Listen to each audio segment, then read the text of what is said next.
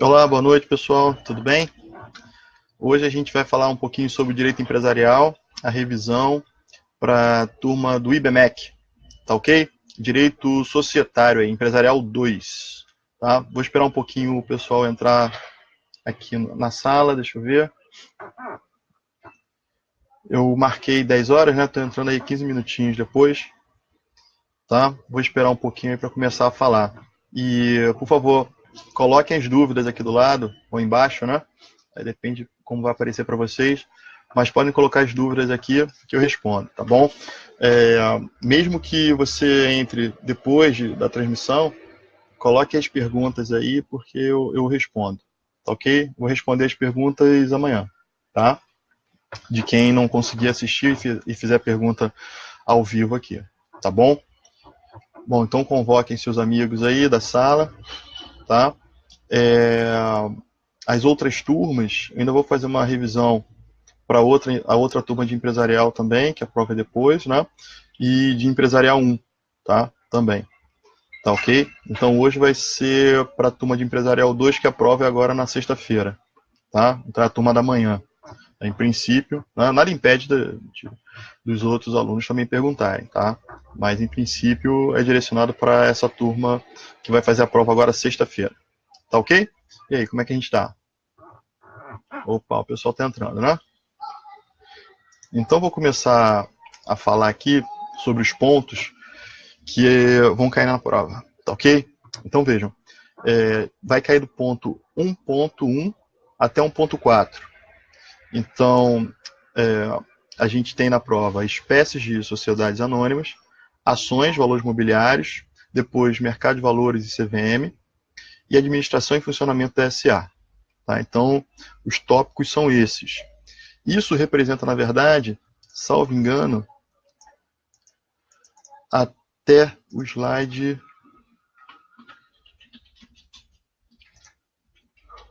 88, tá?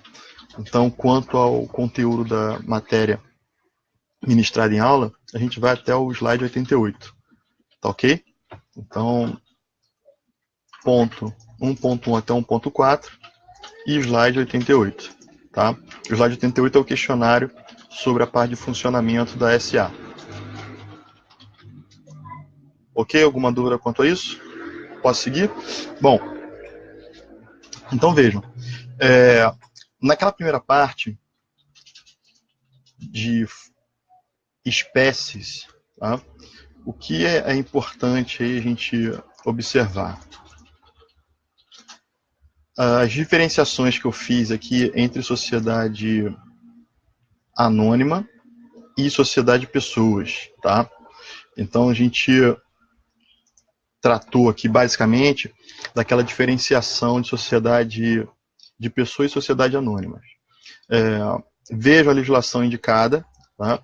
A legislação específica de sociedade anônima, que é a 6.404 e também a 6.385, tá? Então nós temos duas leis aí básicas de sociedade anônima, tá ok?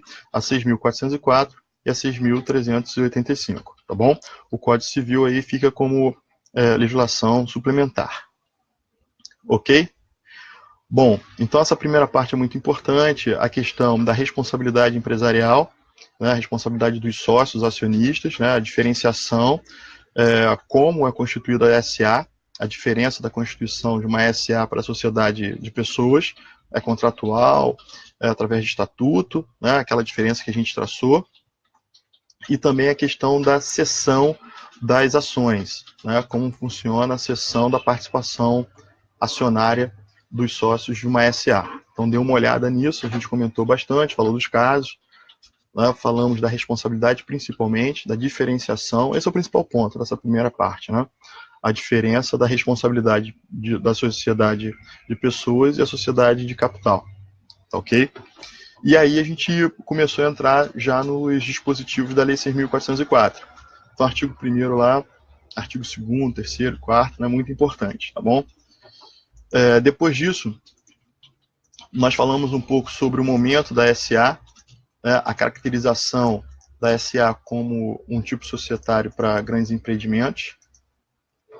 Né? Então vejam também essa questão aí da formatação jurídica da SA, né? E para isso a gente observou a exposição de motivos da lei, tá? Então a exposição de motivos ela está transcrita no slide, tá bom? Então dê uma olhada no material, vocês vão encontrar lá a transcrição da justificativa, né, da lei, tá? E é fácil observar que o intuito dela, da SA, né, é justamente para grandes empreendimentos, tá bom? Então, depois disso, nós entramos na espécie especificamente, no estudo da espécie da SA ou nas espécies de SA. Então, nós vimos que tem SA de capital aberto e SA de capital fechado. Então, tudo aí é relevante, tá bom? Então, desde a caracterização do que seja uma SA aberta e uma SA fechada, tá ok? Quanto como fechar o capital e como abrir o capital. Principalmente a diferenciação das ações, tá? Que serão colocadas ao mercado, juntamente com os demais valores imobiliários, tá bom? Então, essa diferenciação aí do artigo 4º é importante. E depois, como se fechar o capital. Até eu fiz um esqueminha lá da OPA, né, de fechamento, falamos de IPO. Então, esses termos também são importantes. Vocês têm aí anotado no caderno e nos slides também, tá bom? Deixa eu ver aqui mais o que. Depois disso, nós entramos nos valores mobiliários, tá?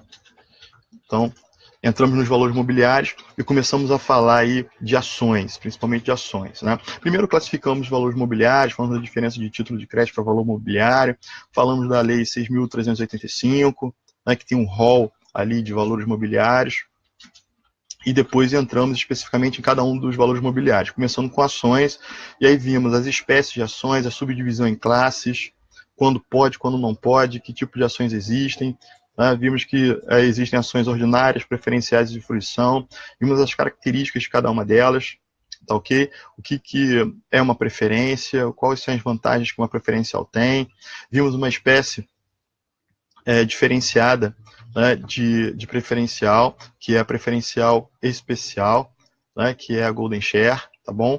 Então, observem isso, vejam onde está, artigo 17, parágrafo 7º da lei, ok? Então, isso é importante, vejam os casos, o material que eu coloquei no portal, no Integrease, nós temos ali material complementar sobre isso, tá? Então, não deixem de verificar esse material, além da bibliografia indicada, né? Aqui eu não preciso falar. Quem tiver qualquer dúvida sobre bibliografia, pode postar aqui, mas está lá no slide, a gente comentou bastante em sala de aula, tá bom? Bom, depois das ações e suas espécies e formas, né, escriturais, nominativa, também observem isso, né, esqueci de falar. Bom, depois disso nós passamos para os outros valores mobiliários, né, parte beneficiária. Nós falamos, explicamos por que ela não pode ser emitida por sociedade de capital aberto. Depois falamos de debêntures, notas promissórias, que são os commercial papers. Depois nós entramos nos outros valores mais específicos, né, como ADR, BDR e units. Tá? Então, esses são os valores mobiliários que nós estudamos. Claro que existem uma infinidade de outros, né, os certificados de ações e outros, os contratos, só que a gente se ateve só aos valores inerentes ali à sociedade anônima, tá ok? Vejo então só esses, tá? Principalmente ali debênture, que debênture tem ali 20 artigos só de debênture, e é bem interessante saber pelo menos a classificação das debêntures, tá bom? Então a classificação é muito importante. Eu acho que vocês lembram em sala de aula que eu pedi que vocês ficassem meio atentos à classificação das debêntures, tá? Debêntures com garantia, sem garantia, garantia real, tá bom? Garantia flutuante, sem garantia e subordinada às garantias, né? Os demais credores, desculpa. Tá ok? Então dê uma olhada nisso também, tá? Com bastante atenção. Depois a DR e BDR, a diferenciação, quando é ADR, quando é BDR, né? Lembrando que são certificados de ações depositárias em instituição financeira, né, para investimento em países diversos do país do emissor dos títulos originários depositados em instituição financeira. Né? Aí lembro do caso da Apple, eu dei uma lista taxativa não, uma lista exemplificativa de ADRs, BDRs, tá? Tudo isso tem no slide, tá bom? É só ver essa parte do slide lá que tem o esqueminha, como funciona essa emissão de valores diferenciados. Depois falamos de units, que também são certificados de ações, né, que eu brinquei com vocês, falei que é um combo de títulos, né, um combo de valores mobiliários. Então, dê uma olhada nisso, tá? E aí a gente fechou valores mobiliários, tá ok? Opa, tá entrando aqui. Ah, já vou responder, tá, Thaís? Boa noite, Thaís. Boa noite, Luciana. Já vou responder vocês, tá? Deixa eu matar essa parte aqui. Depois de ações, deixa eu ver aqui. Falei da Vale, deixa eu ver se eu não esqueci de falar nada. Ok. BDR, Units, tá ok. Questionário. Sim. Bom, depois disso, nós entramos na diferenciação entre as funções da Bovespa, que agora é B3, tá? E CVM, com natureza jurídica, atribuições da CVM, quais são os diretores, quantos são, tá? Então, minha preocupação ali é artigo 5º, 6º, 7º e 8º da Lei 6.385, que é a lei que criou a CVM, instituiu a CVM, tá? E algumas considerações que eu fiz sobre a Bovespa, que eu não vou perguntar nada especificamente da Bovespa, né, porque ela é uma SA de capital aberto, mas é o ambiente hoje onde se fazem as negociações no Brasil de valores mobiliários, né? Então, eu pedi só que vocês observassem quais são as atribuições da Bovespa, mas lembrando que ela é uma sociedade privada, né? Então a gente não vai estudar a Bovespa em si, mas sim a função dela dentro do mercado de valores mobiliários, tá? E foquem na CVM, tá? Para mim é muito importante que vocês saibam todas as atribuições da CVM, a sua natureza jurídica, a sua independência econômica, financeira e hierárquica, e bem como as penalidades que a CVM pode aplicar àqueles infratores do mercado, né? Lembre-se dos casos que eu citei, né, sociedades, eu mostrei para vocês alguns casos recentes aí de implicações, inclusive penais, né? O poder que a CVM tem, lembre daquele diretor, né, que é dono de várias empresas aí, eu não vou citar o nome aqui no vídeo, né, que pode dar problema, mas que eu citei lá, que foi impedido de administrar a sociedade por 8 anos, né? Tudo isso a gente comentou em sala de aula e vocês têm por aí, tá bom? No material. Bom, depois disso, nós fechamos mercado de capitais com CVM, Bovespa, e entramos no funcionamento da SA. Né? Falamos de objeto social, tá? Falamos de objeto social, então veja a questão do objeto social, a importância do objeto social, a finalidade do objeto social, os efeitos do descumprimento do objeto social por diretores, administradores ou sócios, né? Falamos de atos ultravires, da desconsideração da personalidade jurídica nesses casos, o que acontece, ou da responsabilização direta daqueles que praticam um ato empresarial, a descoberta do objeto, tá bom? Vimos também a possibilidade de você praticar o objeto investimento sem que ele esteja escrito no Estatuto Social, tá bom? Dê uma olhada nisso. Vimos as sociedades que recebem denominação específica em decorrência do seu objeto. Lembre-se de trading company, ok? Holding, tá? Então, são sociedades que recebem uma denominação específica justamente porque tem um objeto diferenciado. Né? E, por fim, a SPE, tá ok? A Sociedade de Propósito Específico. Vejam isso com atenção e lembrando também a questão de algumas atividades que possuem restrição para exercício de estrangeiro. Né? É claro que eu não vou exigir que vocês decorem isso, né? Mas é importante vocês saberem a finalidade disso, né? Que a legislação ou a própria Constituição restringe a participação de estrangeiros em algumas atividades, ok? E isso está listado lá de forma exemplificativa também nos slides. Tá?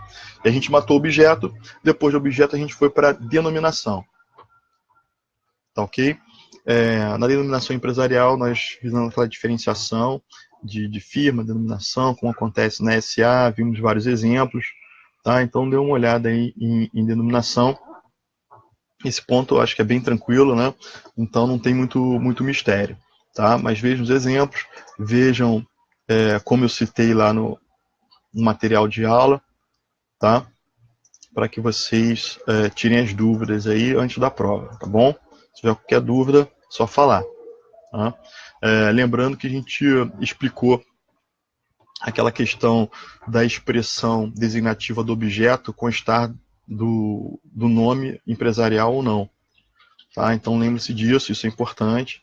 Tá? Aquela questão do Código Civil, ele prevê que você designe o objeto social no nome empresarial e a lei das SAs não exige isso, ok? Bem como o Código Civil não exige ou não proíbe que CIA ou companhia conste no final, e a lei especial exige, coloca essa proibição. Tá? Então vejam isso, vejam que eu falei para vocês na sala também, tá ok? Porque é importante. Tranquilo? E aí matamos nome empresarial, denominação. Entramos aí nos órgãos, tá? Então, nos órgãos, lembre-se de observar como são divididos os órgãos, a teoria dos órgãos, na SA, que existe a Assembleia Geral, que tem suas subdivisões, Assembleia Ordinária, Especial, Extraordinária de Constituição, tá? Lembre-se do Conselho de Administração, do Conselho Fiscal, da Diretoria. Tá ok? Então veja as funções, o mínimo de membros, o máximo de membros, quando existir. Isso aí eu vou cobrar de vocês. Tá? Falamos da convocação, como funciona a primeira convocação, segunda convocação para a Assembleia. Tá? Falamos do quórum de instalação. Tá? Então vejam isso aí, isso está no slide 82 e 83. Tá ok? Depois nós entramos na constituição efetiva da SA. Tá? Já está chegando no final. Então, na constituição efetiva da SA, observem aí aquele momento que a SA necessita arrecadar, depois da arrecadação, depósito da instituição financeira, lembrando que existe uma reserva de mercado aí para sociedades de capital fechado, que o depósito deve ser feito no Banco do Brasil, que existe um prazo fixado em lei de 6 meses para que a pessoa jurídica seja constituída após a data do depósito, tá ok? Observem isso. Observem também que a sociedade anônima, ela possui também uma característica diferenciada da sociedade, das demais sociedades, porque ela não se caracteriza por uma sociedade em comum, caso não tenha realizado o registro ainda. Tá? Observem isso aí, observando o Código Civil também. Né? Tá ok? E depois disso, de Constituição, desses procedimentos preliminares, nós falamos das espécies de Constituição. Tá? Então, Constituição por subscrição pública ou subscrição particular ou privada. Né? As diferenciações entre uma escolha e outra dos sócios, uma precisa ter assembleia, a outra pode ter assembleia ou escritura pública. Falamos da subsidiária integral, que sempre será por escritura pública. Tá? Falamos da questão da integralização do capital ou realização do capital. Tá? Vimos todos os procedimentos até a publicação da Constituição efetiva e a legalização após a Constituição dos demais procedimentos, como obtenção de alvará, transferência de bens que foram integralizados, tá ok? E foi por aí que nós paramos. Deixa eu ver aqui. Isso, aí chegamos ao 88, tá? Slide 88. Opa, aqui chegamos ao fim. Né? Bom, digam, vamos lá, vamos às dúvidas. Alguma dúvida, alguma coisa que vocês queiram que eu fale mais? Algum ponto aqui que ficou que precisa de mais esclarecimento? Eu vou, enquanto isso, vocês vão pensando aí, eu vou ver aqui que as duas colegas aqui falaram. Então, Thaís, 2 perguntas, haverá consulta à legislação na prova? Não, não tem consulta, é sem consulta a prova. Área tem dúvida nas ação de fruição. Você poderia explicar novamente? Claro, claro, vou explicar. Tá? Então, primeira pergunta, Thaís. Olha, a prova é sem consulta, né? A gente avisa desde as primeiras aulas e tudo mais, bota até no slide lá, quando fala da avaliação nos slides, tem lá a prova sem consulta. Tá ok? A prova é feita para ser uma prova sem consulta. Tá? Que é necessário que vocês leiam os artigos mencionados, todos os slides. Existe ali a indicação dos artigos para estudo daquele conteúdo, tá bom? Mas principalmente leiam o material que eu coloquei, a bibliografia, né? E aí a bibliografia é aquela indicada, tá? Que eu peço que vocês leiam para complementar aí o que a gente conversou em sala, tá bom? Então isso é importante. Agora, quanto à ação de fruição. A ação de fruição, eu sei que é difícil até achar na bibliografia, né? A maioria dos autores não comenta muito sobre ela, porque, na verdade, como eu falei para vocês, a ação de fruição é uma possibilidade que o Estatuto pode conter na conversão de uma ação ordinária ou preferencial em uma ação de fruição. E ela só existe no caso de amortização dos direitos das ações ordinárias ou preferenciais. Então, é uma possibilidade, é um atrativo para investidores. Eu, por exemplo, eu compraria de olho fechado uma sociedade ou ações de uma sociedade que emitisse ações no mercado e possibilitassem a conversão em ação de fruição. Então, sinteticamente, é o seguinte: um acionista ordinarista ou preferencialista vai observar no seu estatuto da sociedade emitente e, se a sociedade prevê isso no estatuto, vai estar lá: olha, um acionista preferencialista ou ordinarista poderá converter sua ação em uma ação de fruição caso exista a amortização total dos seus direitos do acervo final da sociedade. Nossa, o que é isso? Simples. A gente sabe que quando uma sociedade entra em dissolução, liquidação e extinção, tá? Nesses 3 etapas que chegam ao fim da pessoa jurídica, se restar patrimônio, tá? Paga-se todo passivo, sobra patrimônio, sobra ativo, então ativo menos passivo, sobrou, o ativo era maior do que o passivo, pagou todos os credores, sobrou dinheiro, os sócios têm direito de participar do rateio desse acervo final na medida da sua participação social. Até aí, tranquilo. Então, o que pode ocorrer? E é raríssimo, tá? Que conste isso no estatuto. Bom, pode ocorrer que o Estatuto da Sociedade preveja lá que o sócio ordinarista ou preferencialista pode manifestar o seu interesse em amortizar de forma antecipada um direito que ele só teria ao final. Mas como é feito isso? Muito simples. Se faz um balanço especial, se apura naquele momento quanto existe de patrimônio, quanto existe de dívida, tá? E se faz como fosse uma ficção. Se imagina que a sociedade está acabando naquele dia, só que ela não está acabando, só para se ver para se observar quanto vale a participação acionária daquele sócio. E a sociedade pagaria esse sócio aquele valor. Pagando o sócio aquele valor, aquele sócio perderia o direito, né, porque ele antecipou, na verdade não perdeu, né, ele antecipou o direito, e ele não poderia gozar desse direito de participar do acervo final, já que ele antecipou a tempo presente. Tá? E quando isso consta no estatuto, o estatuto pode prever que aquela ação preferencial ordinária vai se tornar uma ação de fruição. Então ela transmuta a espécie dela. Ela, em vez de ser uma ação ordinária ou preferencial, ela passa a ser uma ação de fruição.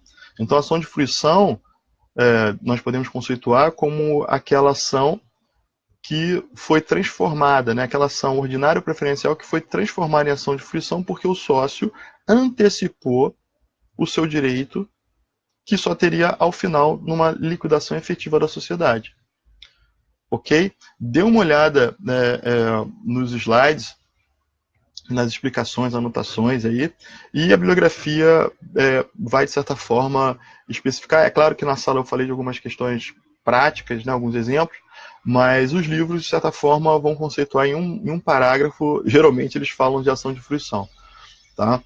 É uma ação que não se vê muito, né? De todas as sociedades que eu pedi para vocês pesquisarem, vocês devem ter notado que em nenhuma delas existia previsão de ação de fruição no seu estatuto. Tá? E não é à toa, né? É muito bom para o investidor e muito ruim para a sociedade, tendo em vista que ela pode ter aí uma redução no seu patrimônio, já que ele terá que pagar de forma antecipada aos acionistas que manifestarem a vontade de amortizar suas ações. Tranquilo? Então, em síntese, amortizar as ações, né, que vocês podem propor, mas amortizar, afinal, é o quê? Amortizar é isso, é antecipar um direito que você teria só ao final, no término da sociedade, na extinção da sociedade, que você antecipa a tempo presente. Né? Quer dizer, a sociedade não vai acabar e você terá recebido um efeito financeiro, né, atual agora, embora você possa continuar sendo sócio da sociedade nos próximos 20 anos, 30 anos, a sociedade não acabar. Né? Por isso que a ação se torna uma ação de fruição, porque você vai gozar todos os direitos, menos um, o de participação no acervo final, né? O acervo final positivo, o acervo final líquido. Né? Cada autor vai chamar, vai chamar de um nome, mas eu acho que vocês entenderam. Né? A lei chama de acervo só, né? O patrimônio líquido final. Tá bom? Tranquilo, Thaís? Eu não sei, pode falar aqui, tá? Se precisar de mais explicação, podem colocar aqui, tá bom? Se eu posso complementar aí a qualquer tempo, tá? Luciana, é isso aí, Luciana. Né? A Luciana falando que, eita, revisão boa, tá certo. Né? Será que vai ser boa mesmo? Eu não sei, né? Aí tem que ver na prova, tem que gabaritar a prova, hein? Qual a diferença entre nota promissória e commercial paper? Ah, legal. Valeu, Vitória. Olha só. Como eu falei para vocês, é o seguinte. Os títulos de crédito, né, eles são documentos que representam crédito. Estão conceituados no artigo 887 lá do Código Civil. Ponto. O que acontece? Qualquer sociedade pode emitir uma nota promissória, que é uma das espécies de título de crédito. Vocês não viram ainda títulos, né, mas a gente explicou isso na sala. Então, qualquer pessoa física ou sociedade pode emitir um título de crédito. Pronto, né, zero de problema. Lembra que eu falei que na papelaria você pode comprar um talonário de nota promissória? Tranquilo. Ok. Mas então, por que existe esse nome commercial paper quando a gente fala de valores imobiliários? Na verdade, essa denominação é, vamos dizer assim, uma expressão utilizada tanto na legislação da CVM, né, quanto pela doutrina, para distinguir um mero título, né, vamos dizer assim, um mero título de crédito, uma mera nota promissória, qualquer pessoa pode emitir, de uma nota promissória lançada por uma sociedade para captação no mercado, ou melhor, na Bolsa de Valores. Qual a diferença? Bom, o título é o mesmo, né? É uma nota promissória, só que é uma nota promissória que obedece regras específicas da CVM, tá ok? Então nós temos IN específico, eu citei para vocês, né? Até mostrei para vocês, mas falei, não precisa estudar, tá? Não vou exigir isso, né? Fica aí só para quem quiser aprofundar, mas eu não vou exigir INs da CVM, é importante isso, tá? Então não vou exigir INs da CVM, tá bom? Instrução normativa CVM, embora nos slides eu indique para leitura, né? Não vou exigir, tá bom? Porque é muita coisa, são milhares de artigos, né? E evidentemente, a prova sem consulta, eu não posso exigir isso de vocês, tá bom? Então não precisa. Mas nesse caso das notas promissórias, então é muito simples. Sempre que for uma nota promissória emitida por uma sociedade para captação no mercado, e aí leia-se, né, no mercado de capitais, tá, através da Bolsa de Valores, no mercado de balcão, a CVM exige uma série de regras. Então, exige que essa nota promissória seja sempre nominativa, né, uma exigência que não existe nos títulos de crédito normais, que podem, né, ser simplesmente ao portador. Exige que o vencimento se dê em 360 dias, o que nota promissória, né, também não tem essa exigência, é livre a fixação do prazo de pagamento. Agora, se é um commercial paper, ou melhor, uma nota promissória emitida para captação no mercado de capitais, você tem que observar as regras da CVM. Tranquilo? E evidente, se você quer emitir, né, então eu, por exemplo, Leonardo, não posso emitir uma nota promissória para captação no mercado. Né? Por quê? O que eu preciso antes? De um registro na CVM e depois de uma autorização de emissão específica para aquele valor mobiliário. Ok? Né? Então, isso... Agora, se eu quiser emitir uma nota promissória agora, né, passar num jornaleiro não, uma papelaria, e comprar aquele talonário que vende aquele padronizado, né? Ou fazer no meu computador aqui uma nota promissória e distribuir aqui para os meus amigos, né? E tal, eu posso fazer, né? Sem necessidade de buscar autorização. Aí, nesse caso, eu fazendo isso, né, emitindo uma nota promissória aqui no meu computador para qualquer pessoa, ou preenchendo aquele formulário da papelaria, eu não preciso de autorização da CVM. Logo, eu tenho só uma nota promissória. Agora, se eu quero buscar o mercado, né, a poupança popular através do mercado de capitais, é necessário cumprir as regras da CVM, e aquele título de crédito, ele ganha agora uma nova roupagem, um novo regramento, e por isso se chama Commercial Paper. Só para distinguir, tá ok? E não está errado você chamar de nota promissória, né? Só que você vai chamar de uma nota promissória de captação de capitais, ok? Tá? Mas no texto da própria CVM a gente observa que chama de Commercial Paper, tá bom? Não sei se me fiz entender, Vitória, tá? Opa, Rosilane, tudo bem? Beleza? Beatriz. Diga, Beatriz, deixa eu ver aqui. O senhor poderia falar um pouco mais sobre subscrição privada, em especial sobre a IPO nessa modalidade de constituição? Perfeito, Beatriz. O que acontece? Então, o que nós vimos, né? Basicamente, no Brasil e também nos outros países desenvolvidos, em regra, as sociedades são constituídas com capital privado. Quer dizer o seguinte, você não criou o Facebook, você não criou o Twitter direto na bolsa, né, captando a poupança popular, tá? Você faz o quê? Um grupo de pessoas interessadas em montar um negócio se reúne, 5, 10, 20, né, tanto faz, e constitui uma sociedade privada. Né? Aquelas pessoas se reúnem, cada um vai dar 100 mil, ok, preenchem um boletim de subscrição, lembra a lista de subscritores, contratam um advogado, elaboram um estatuto, se reúnem em assembleia ou faz uma escritura pública e está constituída aí uma sociedade por subscrição privada ou particular. Então, a maioria dos países é assim que é, né? Os empresários fazem isso. Isso tem uma explicação bastante simples. É muito difícil você vender ações uma sociedade que não opera, que não tem atividade econômica ainda. Porque a gente está falando aqui de constituição. Tá? Então, é muito comum o procedimento da subscrição particular, quer dizer, sem a necessidade de buscar captar na bolsa.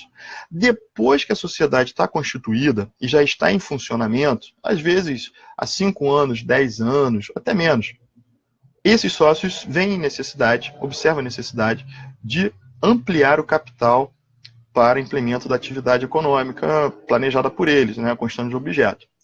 E aí, eles têm um leque de opções. Podem pedir empréstimo no banco, né, podem conseguir aportes de investidores específicos, pedir dinheiro ao amigo, né, que entre. E aí, lembra o tipo, né, de investimento que é esse? É o private equity. Né? A gente viu essa possibilidade. Né? Lembre-se que eu posso ter um amigo que tenha lá condições e chame ele. Isso não é busca de capital no mercado. Tá? Tecnicamente. Tá? Simplesmente eu vou lá e convido um amigo para participar. Ok, é uma possibilidade. Pedir empréstimo no banco, uma outra possibilidade. Só que, se eu sou uma sociedade anônima, tá? Eu tenho a possibilidade de abrir o meu capital na bolsa. Então, sou uma SA fechada, em determinado momento da minha vida, tá? Eu escolho abrir o meu capital. E aí sim, eu vou à CVM, pedir uma autorização, registro como companhia aberta e depois uma autorização para abrir o meu capital e vou emitir ações para qualquer pessoa comprar dentro do sistema da bolsa. Isso é chamado de IPO. Então, não necessariamente a IPO é quando eu constituo já na bolsa. Essa não é a regra. A regra é diferente. A regra é justamente ao contrário. A maioria das sociedades no Brasil e pelo mundo afora, elas foram constituídas por subscrição particular ou privada e, posteriormente, elas fizeram um IPO para abrir o seu capital. Tá? Eu não sei se ficou claro isso. Beleza? E aí pode, né, pedir aqui que eu complemento, tá bom? Tá ok, Beatriz? Tá? Vê aí se ficou claro, se encaixou no material de aula. tá bom? E bota aqui que eu complemento se não ficou legal, tá? Opa, Vitória, entendeu? Então tranquilo, né? Vitória entendeu, beleza. Opa, valeu, Thaís. Tá tranquilo então? Ótimo, ótimo. O Iago, deixa eu ver aqui o Iago. A utilidade das ações de free float. Não consegui entender a finalidade das ações que flutuam no mercado. Opa, Iago, eu vou explicar, tá? É o seguinte, o free float é uma expressão utilizada no mercado, né, jargão de mercado, e na nossa legislação também, tá? Que quer dizer o seguinte, não é que são ações que flutuam no mercado, tá? Não esquece a tradução literal, porque ela vai te levar a essa confusão. Na verdade, o free float seriam aquelas ações, né, que não estão na propriedade do grupo de controle. E aí, eu vou dar um exemplo de aplicação bem prática.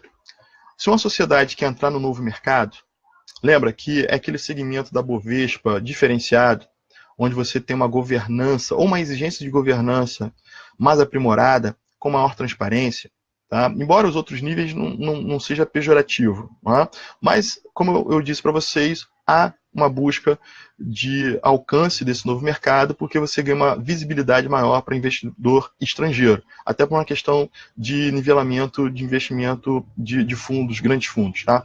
Bom, mas o que acontece? Lá nas regras da Bolsa diz lá, olha, para você ser uma sociedade enquadrada, né, no novo mercado, quer dizer, aquele carimbo, né, de excelência, você é um novo mercado, você não pode ter, tá, mais de 75% das ações com direito a voto no poder de um grupo controladores, né, um grupo de controladores, tranquilo? Isso quer dizer o seguinte, que você tem que ter, no mínimo, 25% das ações com direito a voto no free float. Então o que quer dizer o free float? Aquelas ações que estão na titularidade de outras pessoas que não os acionistas controladores, tá? Então é isso, o free float, na verdade, é uma expressão utilizada, inclusive na nossa bolsa, atualmente, tem lá nas regras da bolsa de valores, bem claro, olha, se você quer receber a chancela de ser uma sociedade classificada, né, como integrante do novo mercado, será esse segmento específico da Bolsa de Valores, você não pode ter um controle acima de 75%. E a contrário senso quer dizer o seguinte, você tem que ter, no mínimo, 25% das ações com direito a voto na mão de pessoas da Bolsa, quer dizer, no mercado. Tranquilo? Então é isso, free float significa isso, tá? Não sei se me fiz entender. Tá ok? Então, na verdade, como eu mostrei alguns gráficos para vocês, né, aquele gráfico pizza, né, da Vale, tem lá a expressão free float. Então não se esqueçam, ali vocês vão perceber, você tem um controlador, tem um grupo de controle, e depois tem ali o que está fora do grupo de controle, naquele quadrinho está mostrando ali que aquilo que está fora da titularidade dos controladores é chamado de free float. Tranquilo? Seriam aquelas ações que estão pulverizadas no mercado e você não consegue identificar como grupo de controle.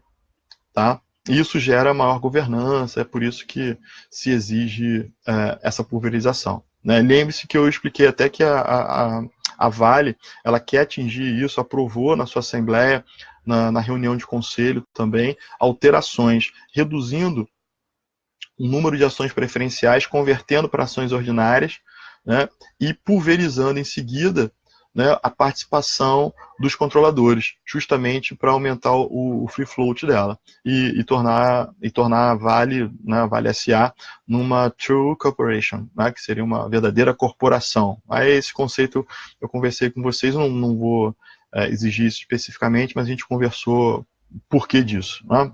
Beleza? Não sei se ficou legal. Iago, fala aí se ficou legal, tá? Se deu para entender. Beatriz, ficou ok então? Beleza, Beatriz, que bom. Mais dúvidas, pessoal? Como é que estamos? Vou esperar o Iago aqui responder, hein, Iago? Vou esperar você, hein? Deixa eu ver se eu não pulei ninguém.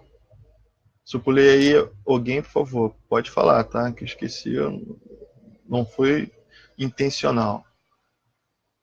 É porque eu acho que tem um delay aqui no meu, não sei ainda. Às vezes eu não enxergo. Aí quando eu desligo aqui, quando eu termino o vídeo, aí aparecem outras perguntas. Aí eu não sei o que aconteceu. Beatriz, Isadora. Valeu, Isadora. Alguma dúvida? Só falar, tá? Tô esperando o Iago. E aí, Iago? Fala alguma coisa aí, Iago. Diga se eu atendi. Eu vou dar uma curtida aqui em quem eu respondi, só para eu ver aqui quem tá azul. Aí eu sei que eu respondi, tá?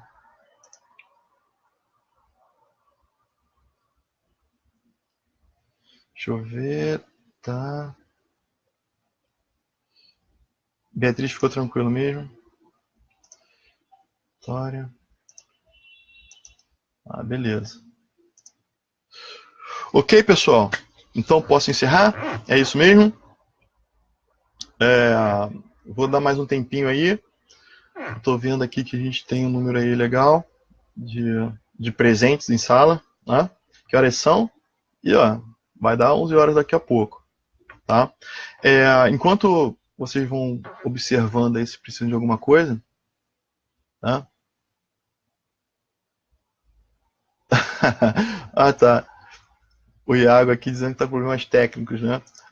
Mas e aí, Iago? Tudo resolvido? Tranquilo? Eu te respondi? Ficou satisfeito? Fala aí.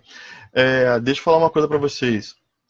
Não deixem de fazer exercícios, né? Eu coloquei tanto lá no Integris para vocês, como também lá no meu portal gratuito, né? Então, tem lá várias questões de SA.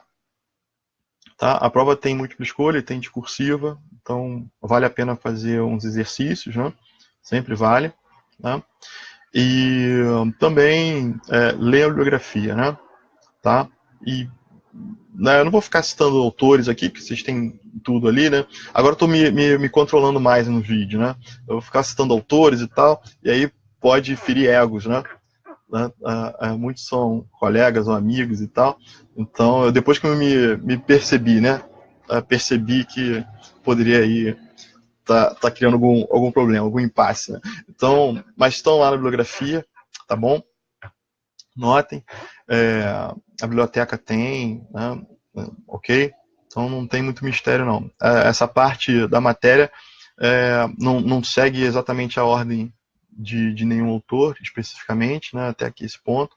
Vocês vão encontrar, às vezes, pulando um capítulo ou outro, tá? Mas está tudo na bibliografia indicada, toda a matéria tem. A não ser esses exemplos práticos, mais atuais, né? Então, evidentemente, isso não tem. Tá? Muitos autores não vão falar de free float, né? Não, às vezes não falam de golden share, tá? Mas vocês têm isso, né? Ok? E quanto a valores imobiliários, lembre-se que eu indiquei para vocês o link de um livro gratuito, tá? Que está tanto no Data Show, né, nos slides, quanto num link que eu botei lá no Integrise, que é um livro digital. Então não esqueçam de entrar lá no cronograma, pessoal. Utilize um sistema, tá? De qualquer forma, mas o sistema não entrou, aconteceu alguma coisa, algum problema, né? Não tem mistério. Por quê? Eu coloquei no slide, tem um link para esse livro. Tá? Então é só abrir o Data Show, né, o slide, e lá tem um link para esse livro. Tá? É um livro que fala sobre valores imobiliários. Então é muito interessante ali, porque, olha, qualquer dúvida. Leonardo, poxa, eu precisava ler isso assim, como fosse mais real, né? Uma coisa mais concreta, como é que funciona lá na Bolsa, como é que funciona na CVM. Poxa, esse livro foi elaborado, né, pela CVM e pela Bolsa justamente para explicar como funciona a circulação de valores imobiliários, a emissão, a IPO, tá? A OPA. Então, isso está tudo nesse livrinho também. Beleza? Então esse livro é gratuito e está na mão de vocês, né? Independente da bibliografia indicada, tem esse livro gratuito aí, tá bom? Deixa eu ver. Opa, tem mais pergunta aqui. Opa, Thaís, deixa eu ver. O patrimônio da SA responde por danos decorrentes de atos praticados pelos primeiros administradores antes da constituição da sociedade? Opa, boa pergunta, né? Aí lembre-se lá, a gente deu uma olhada, artigo 99, né? Na verdade, a sociedade ela não responde, em princípio, pelos danos causados pelos administradores pela demora ou pelo descumprimento da legislação nessa fase de constituição da SA, da organização dela. Ocorre que os sócios podem, né, designarem ou convocar uma reunião, né, que seria uma reunião especial, uma assembleia especial, para estabelecer a responsabilidade da sociedade, livrando assim aqueles primeiros administradores da responsabilidade patrimonial. Tá? Então, Thaís, dá uma olhada, artigo 99 da lei da 6.404, tá, que prevê essa possibilidade. Tá bom? E isso é mais um dispositivo que demonstra a diferença entre uma sociedade de pessoas para uma sociedade de capital. Tá? Uma sociedade de pessoas, a responsabilidade é solidária e limitada. Já na SA, há essa possibilidade. Ou os primeiros administradores respondem, essa é a regra, ou a sociedade, através de uma deliberação dos sócios, estabelece que eles, como sociedade, né, o patrimônio social, irá responder pelos danos causados por esse diretor, ou esses administradores, né, primeiros administradores. Tranquilo? Ótima pergunta, tá, Thaís? Isso mesmo. Beleza? Deixa eu ver, Beatriz. Resposta do Wagner sobre explicação. Opa! Hã? Ah, tá. Deixa eu ver aqui. A minha dúvida foi exatamente nesse gráfico pizza. Lembro-me de ter uma dúvida na parte especificada na hora do estudo, mas agora me fugiu. Basicamente, de qualquer modo, me esclareceu. Ah, então beleza, tá. Dá uma pergunta, Beatriz. Beleza, esclareceu? Tá, fechou.